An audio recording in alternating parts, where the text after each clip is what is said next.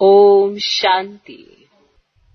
बाप अब खुद कहते हैं कोई भी विकार में मत जाओ, तीव्र वेग से पुरुषार्थ करो। पहले तो पवित्रता की प्रतिज्ञा करो। बाबा आप पावन बनाने आए हो, हम कभी विकार में नहीं जाएंगे, तीव्र वेग से पुरुषार्थ करो, है ना। ऐसी प्रतिज्ञा जो आपको सदा याद रहे। जब भी कोई चीज आप छोड़ते हो, देखो आप ब्राह्मण हो, ब्राह्मण जीवन में आपने बहुत सारी चीजें ऐसी छोड़ी, क्या उसको बार बार रिवाइज किया है जब छोड़ा है? और रोज सोचते हो मुझे ना प्याज लहसुन नहीं खाना, मुझे ना प्याज लहसुन नहीं खाना, मुझे ना प्याज लहसुन नहीं खाना, मुझे प्याज लहसुन नहीं, ये रोज सोचते हो क्या?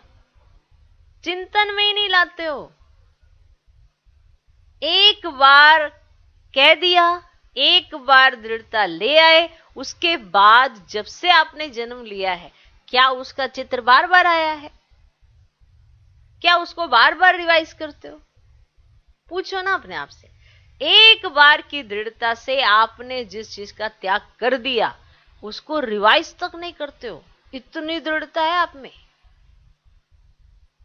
तो बाकी सब विकारों को छोड़ने में इतनी दिक्कत क्यों हो रही है? बताओ ना।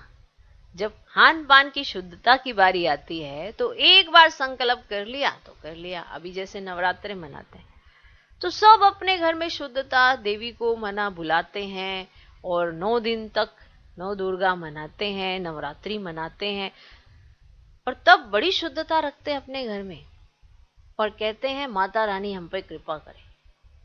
अब कृपा वो सिर्फ 9 दिन करने आएगी, बाकी के दिनों में आप तामसिक बनते रहे, फिर वो कृपा कहां करेगी? किस पे करे?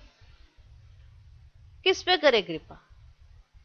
क्योंकि उसको तो आना पड़ेगा ना कृपा करने, उसको तो आपके घर में आना पड़ेगा। अब घर ही नहीं स्वच्छ होगा तो पांव कैसे रखेगी? इसीलिए जब उसका आगमन करते हो तो स्वच्छता के साथ करते हो, और स्वच्छता तक रखते तक करते जाते हो। तो क्या सिर्फ आपने साल में 2 बार इनविटेशन ही देना होता है? क्या ऐसा नहीं होना चाहिए कि वो हमारे साथ ही रहे? तो जितनी शुद्धता उसको पसंद है, उतनी शुद्धता उसके बच्चों में होनी चाहिए। अब यही शुद्धता भरने भगवान आया है। भगवान कोई ऐसा नहीं है कि ऊपर बिठा दिया आपने तो बस बिठा दिया, 24 घंटे में बस 2 मिनट उसको याद कर लिया। वो तो आपको साथ देने आता है। इस भरी दुनिया के अंदर पता नहीं कितने सारे विकारों में आत्मा गोते खाती रहती है, वो तो बचाने आता है, आपको दुखों से छुड़ाने आता है। तो जितना साथ रखेंगे उतना बचे रहेंगे। इसीलिए पवित्रता की पहली धारणा है मन वचन कर्म हर चीज में शुद्धता। अगर विचार ही शुद्ध नहीं तो तन भी कहां शुद्ध है? अगर मन शुद्ध है तो तन शुद्ध है, तन शुद्ध है तो मन भी शुद्ध होता है। हर चीज का असर होता है। अब कोई कहे खाने पीने का क्या असर है, जो मर्जी खाओ हमारा तो मन शुद्ध है। क्यों नहीं असर होता है? आप कुछ ऐसा अजीब खाते हो तो वो उसकी शुरुआत कहां से होती है? जैसे कोई अजीब अजीब सी चीजें खाते हैं, उसका चित्र भी बनाना नहीं चाहते हम, बनता ही नहीं है, सिर्फ मुख से बोल रहे हैं, बनता नहीं है। क्यों नहीं? यानी इतनी कंट्रोलिंग पावर है मनुष्य आत्मा में, जो चाहे वो कर सकती है। लेकिन अगर हम कहें कि हमारी बुद्धि एक तरफ बाबा में लगी रहे तो कहते ये कंट्रोल नहीं होता, हमारे अंदर ना कंसंट्रेशन शक्ति नहीं, वो पावर नहीं है। ऐसा कैसे होता है? खान पान में तो आपकी बड़ी वो है, जहां जिस चीज जगह पे अगर कोई ऐसी अजीब सी चीज लगती है तो वहां से तो ना आप नाक को अपना जाने देते हो ना आंख को जाने देते हो।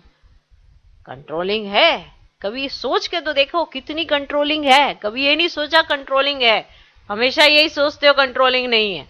तो नहीं है तो नहीं है, हमेशा ना ही हावी हो जाता है ना।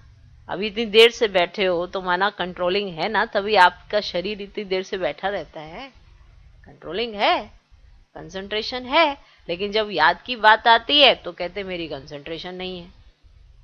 सब कुछ है, लेकिन हमने जिस चीज को बढ़ावा देना चाहिए उसको बढ़ावा नहीं दिया, और जिसको नहीं देना चाहिए बढ़ावा उसको देते रहते हैं। तो हालत ऐसी हो गई है। ओके, तो तीव्र वेग से पुरुषार्थ करो। ओम शांति।